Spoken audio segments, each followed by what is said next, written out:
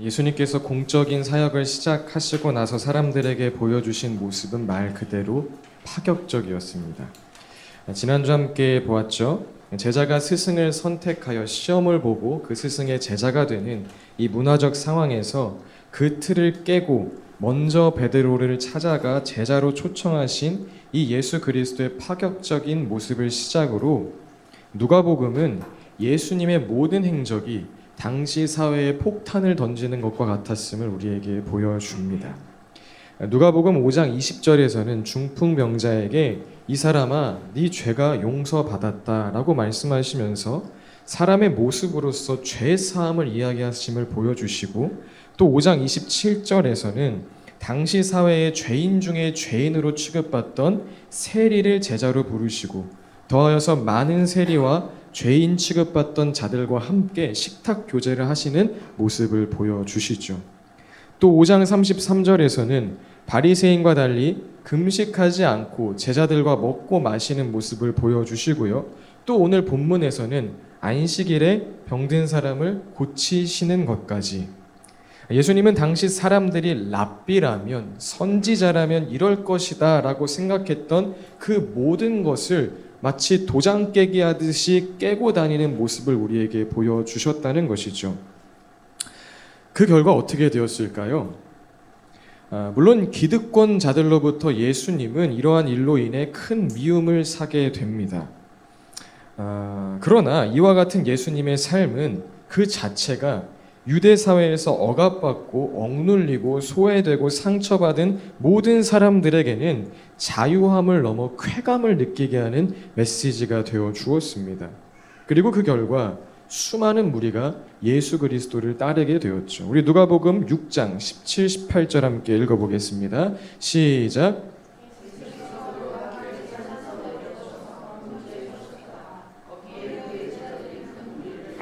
또 온 유대와 예루살렘과 두로 및 시돈 해안 지방에서 모여든 많은 백성이 큰 무리를 이루었다. 그들은 예수의 말씀도 듣고 또 자기들의 병도 고치고자 하여 몰려온 사람들이다. 악한 귀신에게 고통을 당하던 사람들은 고침을 받았다. 예수님의 삶은 적어도 삶에 치이고 귀신에 시달리고 상처있고 고통스러운 인생들에게 희망과 자유의 메시지가 되어 주었다는 것입니다.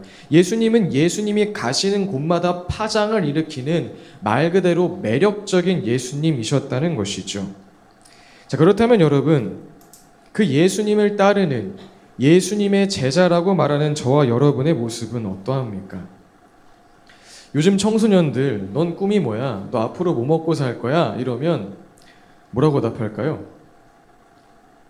대부분 아니 뭐 요즘 이제 시급도 센데 그냥 아르바이트나 하면서 먹고 살라고 이렇게 대답해요. 여러분, 그런 청소년들에게 우리의 삶이 예수님처럼 꿈과 희망을 주는 삶으로 보여질까요? 돈 문제, 가정 문제, 관계 문제에 치여 괴롭고 힘든 자들에게 우와 나도 저 집사님처럼 한번 살아보고 싶다. 와 저분처럼 저렇게도 살 수 있는 거구나. 그 기대감을 심어주는 삶을 살고 계십니까? 저와 여러분이 속한 학교, 직장, 사업체, 아파트 단지에 예수님처럼 우리가 파장을 일으키고 있나요? 더 직접적으로 말하자면 예수님처럼 우리 주변으로 위로가 필요한 사람, 사랑이 필요한 사람, 치유가 필요한 사람 몰려들고 있습니까? 만약 우리가 제자라고 자부함에도 불구하고 이와 같은 일이 전혀 일어나고 있지 않다면 도대체 무엇이 문제인 것일까요? 오늘 본문 속에서 그 원인을 발견하고자 한다면 그 이유는 우리가 여전히 율법학자들 그리고 바리새파 사람들과 같은 모습으로 살고 있기 때문이라고 할 수 있을 것입니다. 본질에 집중하는 것이 아닌 여전히 형식에 얽매인 삶을 살고 있기 때문에 우리의 삶은, 우리의 믿음은 매력적일 수가 없다는 것이죠. 오늘 본문 속에서 예수님은 율법학자들 또 바리새파 사람들과 안식일 문제로 충돌하게 되었습니다. 예수님은 안식일의 본질적인 의미를 말씀하셨으나 율법학자들과 바리새인들은 형식에 얽매여 있었기 때문에 예수님의 행동과 말이 그들의 선민의식과 기득권을 흔드는 그 위협으로 다가왔던 것이겠죠.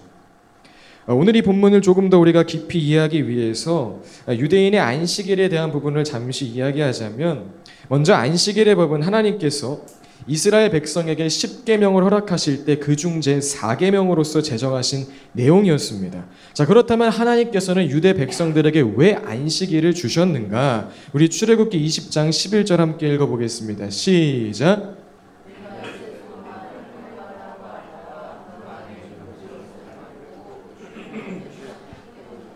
그러므로 나 주가 안식일에 복 주고 그 날을 거룩하게 하였다.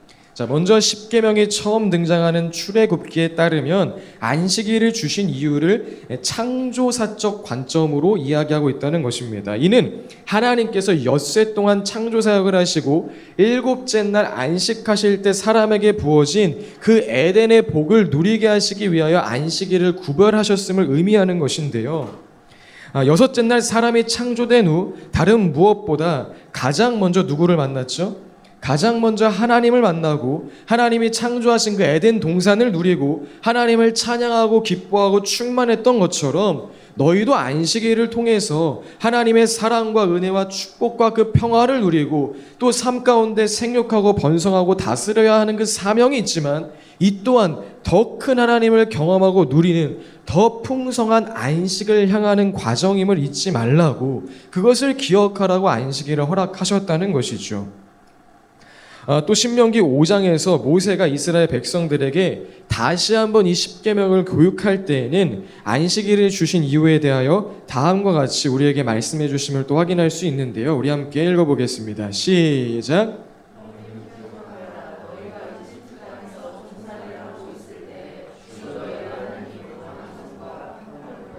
너희를 거기에서 이끌어 내었으므로 주 너희의 하나님이 너에게 안식일을 지키라고 명한다. 자, 이번에는 안식일을 주신 이유가 뭐라고 말씀하십니까?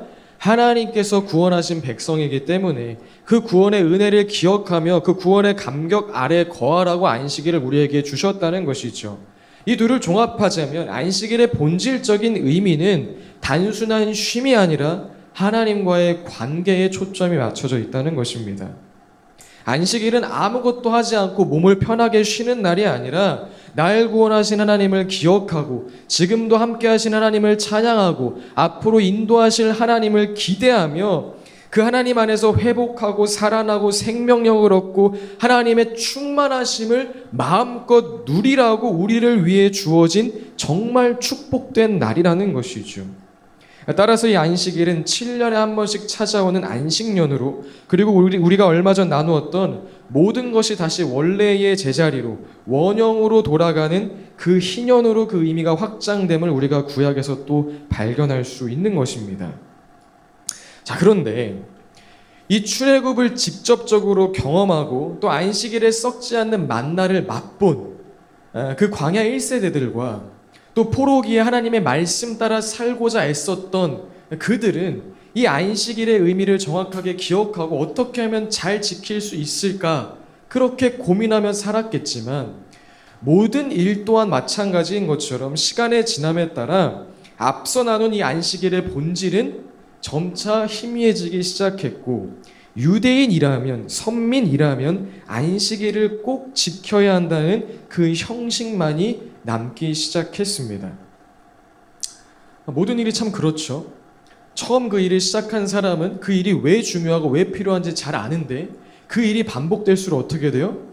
그 일을 따라하는 사람들은 이 일을 어떻게 할 것인지에 대한 부분만 자꾸 집중하게 되는 것이죠. 자, 이와 같은 동일한 현상으로 유대인들의 관심사는 어느 순간부터 안식일의 본질이 무엇인가를 기억하기보다는 어떻게 하면 그 하루를 제대로 쉴 수 있는가에 초점을 맞추게 되었고, 이로 인해 랍비들은 안식일에 금지된 39가지의 규정을 만들어서 미쉬나라는 책에 포함했고, 이와 같은 규정들의 세부 규정들까지 만드는 일들을 하기 시작한 것입니다. 듣기만 해도 피곤하시죠? 그중 몇 가지만 소개해 드리자면, 이 안식일에는 씨 뿌리기 금지, 털 깎기 금지, 그래서 지금도 안식일에 손톱 발톱 깎으면 안 된다 그래요. 염색 금지, 매듭 묶고 풀기 금지, 찢기 금지. 뭐가 찢는 게 안 돼요. 그래서 안식일에 사용할 휴지는 지금도 그 전날 미리 찢어놓는답니다. 그래서 휴지 아니면 화장지를 이렇게 뽑아 쓴다 그러죠. 이거 외에도 뭐 반죽하기 금지, 굽기 금지 등이 있다고 합니다. 지금도 이 여러 가지 규정 중에 하나로서 안식일에 엘리베이터 버튼 누르는 것도 일하는 것으로 규정돼서 이스라엘 여행 다녀오신 분들의 이야기를 들으면 이스라엘 호텔에는 항상 유대인들이 타는 샤바트 안식일 엘리베이터가 따로 있다고 해요. 이 엘리베이터는 안식일에 모든 층마다 서는 거죠. 버튼을 누르지 않도록. 그래서 혹시 실수로 유대인들이 안식일 엘리베이터가 아니라 다른 엘리베이터를 타면 저희와 같은 부정한 이방인들에게 버튼을 눌러달라고 부탁을 한다고 합니다. 참 재밌죠. 또 그 수많은 규정 중 하나가 안식일에 생명이 위급한 사람이 아니면 고치면 안 된다. 생명에 지장이 없는 손이 부러지거나 발이 부러지면 그 하루 참았다가 그 다음날 치료를 해야 된다라는 규정이 있기 때문에 오늘 본문 보시면 예수님이 안식일에 손이 오그라드는 사람을 치유하시는지 아닌지 그걸 집중하고 보고 있었다는 거예요. 왜요? 이 사람은 당장 죽을 병은 아니라고 생각이 되니까. 자, 여하튼 안식일의 본질은 하나님을 누리며 회복되고 살아나는 정말 우리를 향한 하나님의 그 사랑의 마음인 것인데 그 본질을 놓치자 형식만 남아서 이거는 일하는 건가? 이거는 해도 되는 건가? 괜찮은 건가? 그렇게 따지고 그 수많은 규정들로 서로를 감시하느라 바쁜 날이 되어버렸다는 것이죠. 그런데 여러분 진짜 문제는 무엇인지 아십니까? 바리새인들은 이렇게 피곤하고 복잡한 걸 또 잘 지킨다는 거예요. 그렇기 때문에 시간이 지남에 따라서 그 형식이 아예 본질의 자리까지 차지하여 이 정도는 해야지 거룩한 백성이지, 이 정도는 지켜야지 선민이지, 이 특권의식이 가면 갈수록 강해질 수밖에 없었던 것이고, 따라서 그렇게 살지 않는 자들을 죄인 취급하고 개, 돼지 취급하는 것은 그들에게 너무나 당연한 것이었고, 그래서 그 형식을 그토록 목숨 걸고 지키고자 했다는 것입니다. 그러니 여러분 어떻게 되었겠습니까? 이들은 예수님과 달리 억울하고 억눌리고 상처있고 유대 사회에서 죄인과 이방인 취급받던 자들과 절대 함께할 수 없었던 것이죠. 사실상 그들을 계속 밀어내어 유대 엘리트층만의 리그, 그들만의 리그를 형성하게 된 것입니다. 유대인의 안식일에 대한 이야기는 여기까지 하고 다시 오늘 메인 주제로 돌아와서 다시 한번 우리 자신에게 질문한다면, 여러분 우리의 삶을 돌아봤을 때 예수님처럼 사람들이 우리의 매력에 이끌려 우리에게 찾아옵니까? 아니면 나는 저 사람들보다 좀 괜찮은 사람이지 그 생각으로 자꾸 사람들을 밀쳐내는 삶을 살고 있습니까? 이 질문은 정말 간단한 질문이 아니죠. 정말 내가 그동안 매력적인 예수님을 따르는 매력적인 제자의 삶을 살고 있었던 것인지, 아니면 바리새인과 같은 삶으로 스스로를 속이고 있었던 것인지 우리는 진지하게 고민해보고 또 반성해야 할 것입니다. 자, 그렇다면 어떻게 바리새인과 같은 이 형식을 따라 자기만의 리그에서 사는 삶을 뒤로하고 예수님처럼 본질을 외치는 그 매력적인 삶을 살 수 있을까요? 자, 먼저는 본질 그 자체이신 예수님으로 인한 감격이 정말 우리 삶 가운데 넘쳐나야 합니다. 오늘 예수님께서는 지금 율법학자들과 바리새인들이 어떤 눈초리로 예수님을 바라보고 있는지 알고 계셨습니다. 그들의 그 깐깐한 기준이 무엇인지도 잘 아셨고요. 그 기준으로 예수님을 넘어뜨리고자 한다는 것도 잘 알고 계셨습니다. 큰 논란을 만들지 않고자 한다면 그냥 그 다음날 그 사람을 고쳐주거나 사람들이 안 보는 시간에 따로 불러서 고쳐줘도 괜찮았을 것입니다. 자, 그러나 예수님께서는 그 모든 사람의 따사로운 시선을 아시고도 의도적으로 손이 오그라든 사람을 가운데 세워서 말씀하시죠. 누가복음 6장 8절에서 10절까지 우리 함께 읽어보겠습니다. 시작. 예수께서 그들의 생각을 아시고 손이 오그라든 사람에게 말씀하셨다. 일어나서 가운데 서라. 그래서 그는 일어나서 섰다. 예수께서 그들에게 말씀하셨다. 너희에게 물어보겠다. 안식일에 착한 일을 하는 것이 옳으냐? 악한 일을 하는 것이 옳으냐? 목숨을 건지는 것이 옳으냐? 죽이는 것이 옳으냐? 예수께서 그들을 모두 둘러보시고서 그 사람에게 명하셨다. 내 손을 내밀어라. 그 사람이 그렇게 하니 그의 손이 회복되었다. 아멘. 저는 이 장면을 읽는데 예수님이 너무 멋있더라고요. 예수님은 세상을 피하시는 것이 아니라 안식일의 본질을 꿰뚫는, 모든 세상의 형식을 파하는 질문을 던지시고는 태어나서 단 한 번도 제대로 된 안식일을 경험한 적 없는 그 인생에게 손이 오그라들어 한평생 생활고에 시달리고 마음의 상처와 영혼의 굶주림 가운데 살았던 그에게 안식일의 주인이신 예수님께서 진정한 안식일을 선물하셨다는 것입니다. 여러분, 이 성경 구절 한번 보시면서 그림을 한번 그려보세요. 사람들이 예수님을 어떻게든 해코지 하려고 막 호시탐탐 노려요. 그걸 다 아시고 그 시선을 받으시고 딱 불러 세우시는 거죠. 야, 너 여기 가운데 서봐. 딱 하시고 뭐 하시는 거예요? 사람들을 싹 보시면서 10절 보면 이렇게 기록되어 있죠. 모두 둘러보시고서, 그 비난하는 모든 바리새인과 율법사들을 둘러보시고서 그 자리에서 명확하게 안식일을 선물하셨다는 것입니다. 자, 여러분, 그런데 이 멋진 예수님이 누구의 예수님입니까? 누구의 예수님입니까? 대답을 한번 해보세요. 누구의 예수님입니까? 네, 저와 여러분의 구원자 예수 그리스도라는 것입니다. 우리를 구원하신 예수님의 그 사랑은 세상과의 충돌과 모든 비난과 위협을 피해온 그 비겁한 사랑이 아니라 그 모든 리스크를 당당하게 감당하시며 정면으로 돌파하여 모든 한계를 뛰어넘고 찾아온 위대한 사랑이라는 것입니다. 손이 오그라든 자와 같던 나에게 찾아오신 이 예수 그리스도를 진짜 만나면 이 감격이 살아있는 한 신앙의 형식에 얽매여 이렇게 해야 된다, 저렇게 해야 된다, 이게 예수 잘 믿는 거고 저건 잘못된 것이고, 이렇게 나는 이렇게 믿기 때문에 의인이고 너는 나보다 덜 의인이고 라고 여기는 이러한 마음은 힘을 잃게 되는 것이죠. 사랑하는 여러분, 우리 안에 여전히 형식에 얽매여 있고 형식 때문에 누군가와 부딪히는 영역이 있다면 그 혼자 힘으로 해결 안 됩니다. 아무리 깨닫고 배우고 한다고 해결되는 거 아닙니다. 정말 본질적으로는 십자가에서 날 구원하신 예수님, 그 본질이신 예수 그리스도로 인한 감격이 살아날 때에만 해결되는 것입니다.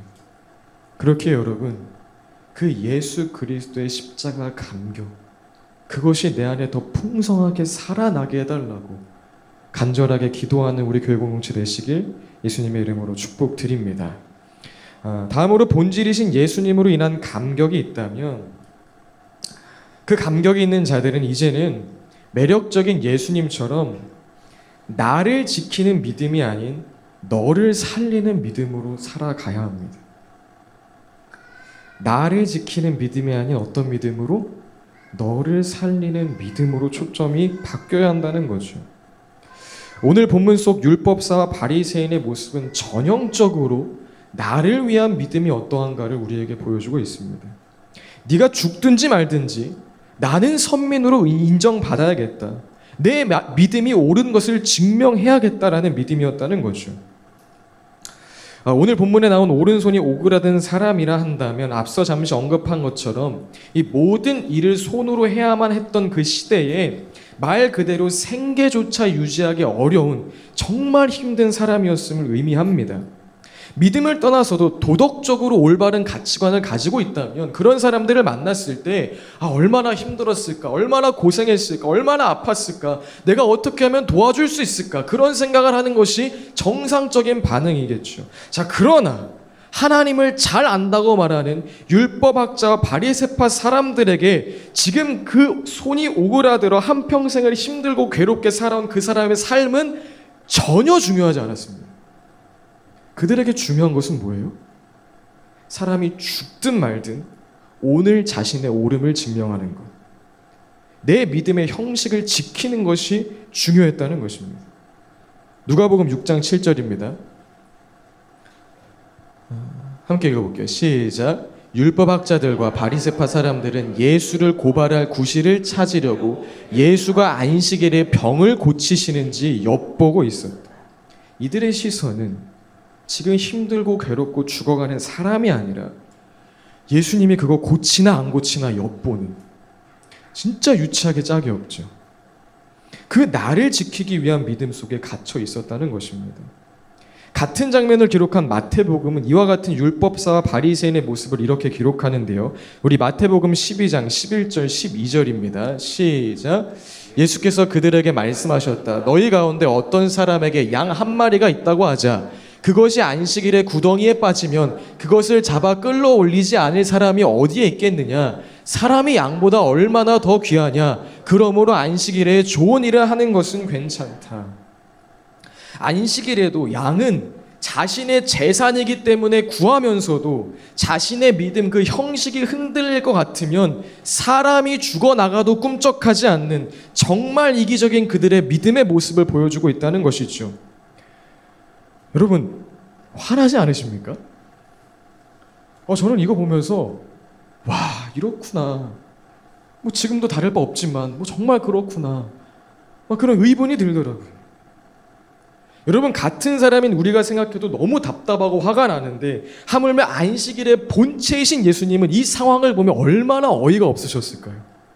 자, 그래서 또 같은 장면을 기록한 마가복음은 그들을 바라보시는 예수님의 반응에 대하여 이렇게 기록합니다. 시작.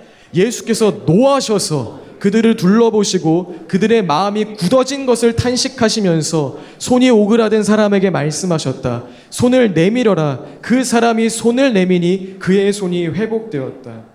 그들의 그 완악한 마음, 고집스러운 마음을 보시고 탄식하셨다는 것입니다. 이 사람이 얼마나 어려운지, 고통스러운지, 이 사람의 개인사가 어떠한지, 이 사람의 경험이 어떠한지, 왜 이러한 반응을 나타내는지 그거엔 아무런 관심이 없고 단 한순간도 생각하지 않고 오직 나를 지키고자 하는 믿음을 가지고 사는 사람들을 보며 예수님은 분노하셨다는 것입니다. 지금 저보다 조금 더 분노하셨겠죠. 자, 그러면 이들과 반대로 정말 본질이신 예수 그리스도의 은혜를 아는 자, 그 감격이 있는 자는 어떻게 살아야 하는 걸까요? 이제는 매력적인 예수님처럼 너를 살리는 믿음으로 살아가야 한다는 것입니다. 내가 비난받아도, 내가 비판받아도, 내가 핍박받아도, 내가 주류 사회에서 멀어져도 그 한 영혼이 진정한 그리스도 안에서 진정한 안식일을 경험할 수 있도록 우리는 살아가야 한다는 것입니다. 이것을 위해 고민하고 이것을 위해 씨름해야 한다는 것이죠. 개인적으로 예수의 제자라고 말하면서 점점 소극적으로 변해가는 교회의 모습을 보며 큰 안타까움을 느낍니다. 예수님을 따른다 말하면서 예수님을 세상으로부터 자신을 지키는 도구 정도로 여기고 신앙을 도덕적인 삶을 위한 수단 정도로 전락시키는 일에 대한 정말 분노를 느낍니다. 여러분, 예수님은 절대 산속에서 돛 닦으며 사시지 않으셨습니다. 사람들이 자신을 찾아오길 기다리며 자신에게 찾아온 자들에게만 복음을 전하시지도 않으셨습니다. 예수님은 미우나 고우나 언제나 사람들과 함께 하셨고 먼저 사람들을 찾아가 그들에게 참된 안식을 선물해 주셨습니다. 사랑하는 교회된 여러분, 여러분 예수님의 제자입니까? 제자가 아니셔서 대답을 안 하시는 겁니까? 여러분 예수님의 제자이십니까? 제자면 스승의 모습을 닮아 가야겠죠. 그러면 여러분, 우리 이제 우리 스승이신 예수 그리스도가 그러셨던 것처럼 나를 위한 믿음이 아닌 너를 위한 믿음으로 살기 위해 몸부림칩시다. 그리고 이것은 정말 나의 힘과 노력으로는 절대 할 수 없는 일이기 때문에 우리의 참 스승이신 예수 그리스도께서 먼저 우리에게 어떻게 행하셨는지 그 감격을 날마다 기억하며 살아갑시다. 본질이신 예수 그리스도를 만난 감격을 기억하며 나를 위한 믿음 아닌 너를 위한 믿음으로 예수님을 본받기 위해 그렇게 살기 위해 우리 몸부림친다면 예수님이 그러셨던 것처럼 저와 여러분을 통해서도 이 땅에 복음이 필요한 많은 영혼들에게 참 안식이 무엇인지 전해질 수 있을 것이라 생각합니다. 오늘 말씀 제목이죠. 매력적인 예수님 느낌표, 매력적인 제자 물음표의 물음표가 느낌표로 바뀔 수 있을 것이라 믿습니다. 그렇게 예수 그리스도 우리의 참 스승을 닮아가는 우리 사랑하는 토부 공동체 되길 예수님의 이름으로 축복드립니다. 우리 함께 그 마음으로 찬양하도록 하겠습니다. 예수님 얼만큼 닮아 있으십니까? 여러분 온유하신가요? 겸손하신가요? 풍성한 긍휼이 그 안에 있으신가요? 누군가 위로할 수 있는 넓은 마음이 있으신가요? 얼마큼 예수님 닮아 계십니까? 우리 처음에 기도했던 것처럼 신앙에 있어서 비움과 체험은 너무나 중요합니다. 근데 현대를 보면 우리 기독교에서 너무 비움이 강조되지 않았나 생각이 듭니다. 여러분 비움을 제일 많이 강조하는 거는 불교예요, 불교. 너무 그 철학에 우리가 빠져든 거 아닌가라는 생각이 듭니다. 내가 하고 싶은 거 안 하면 예수 잘 믿는 건가요? 세상을 향한 욕구를 버리면 잘 믿는 건가요? 뭔가 내 욕심을 버리면 잘 믿는 건가요? 내 꿈과 계획을 멈추면 잘 믿는 건가요? 전혀 그렇지 않아요. 믿음은 그렇게 쉽지 않습니다. 예수 따르는 거. 그러니까 정말 알면 알수록 뭔가 나의 자아의 죽음이 되게 어려운 줄 아는데 그건 진짜 1단계예요. 그러니까 1단계도 못 가서 그동안 참 어려웠는데 그건 진짜 1단계예요. 진짜 어려운 게 뭐냐면 예수님처럼 사는 게 진짜 어려운 거예요. 방문 닫고 있는 거 누가 못합니까? 불편한 상황 피하는 거 누가 못합니까? 아니 여러분 진짜 어려운 건 예수님처럼 사는 거예요.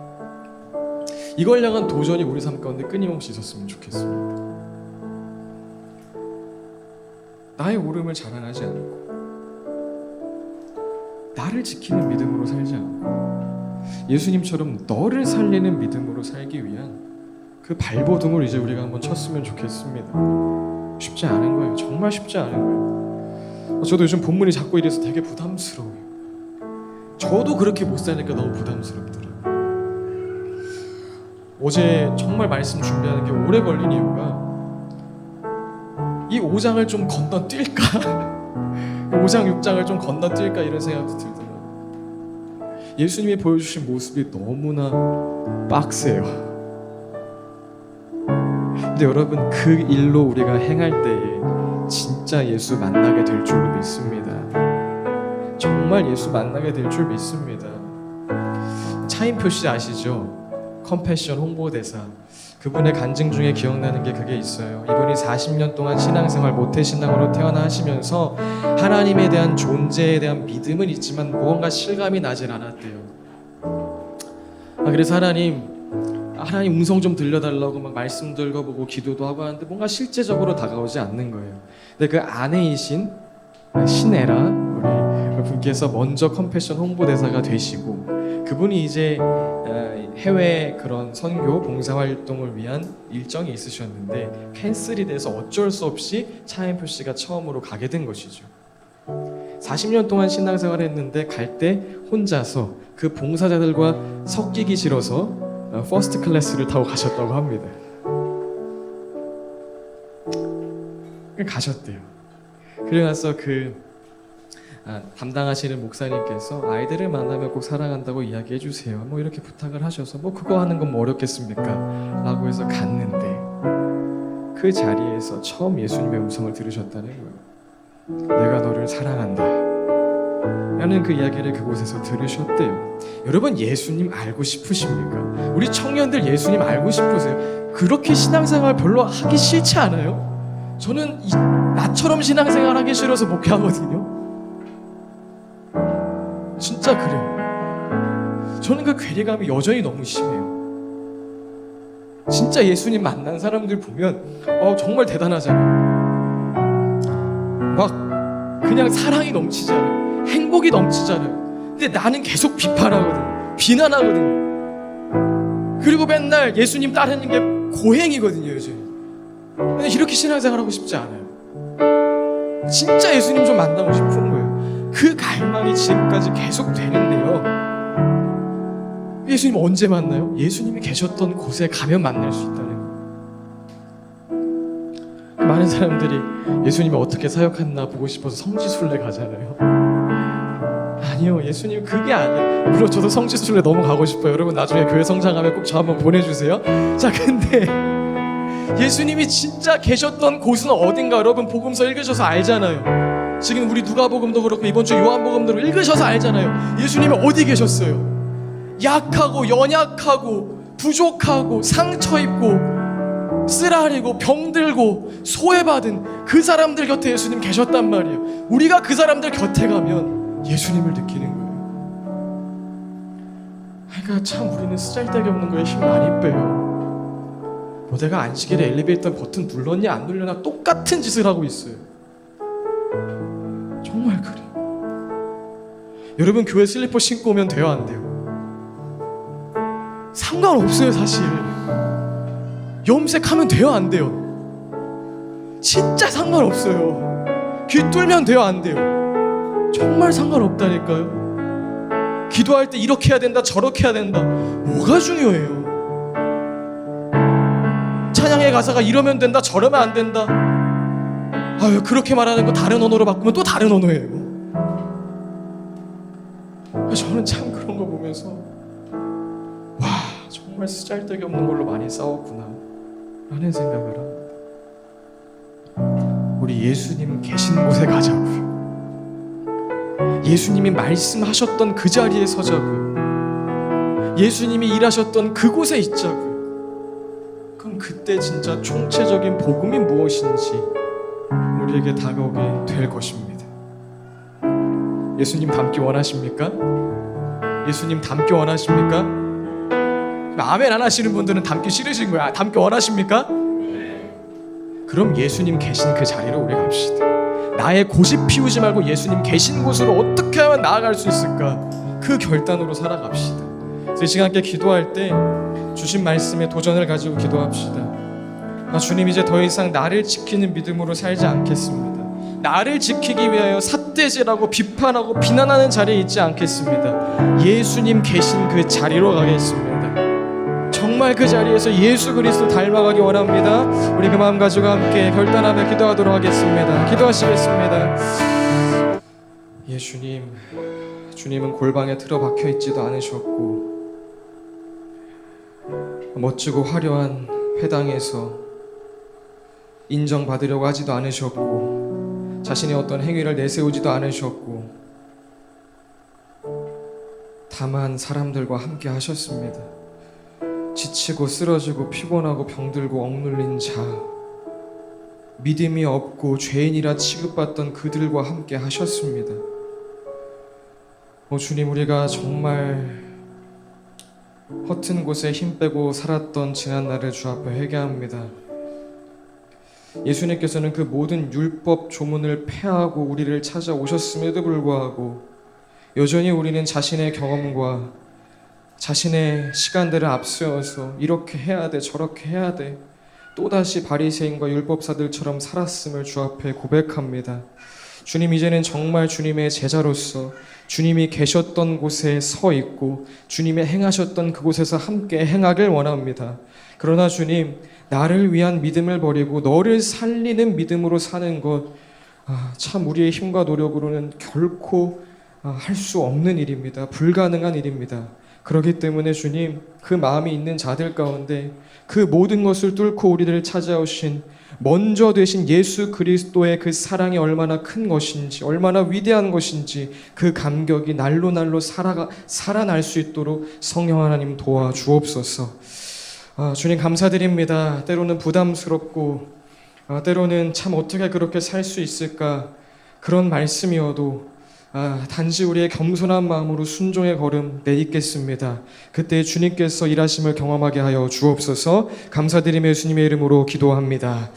아멘.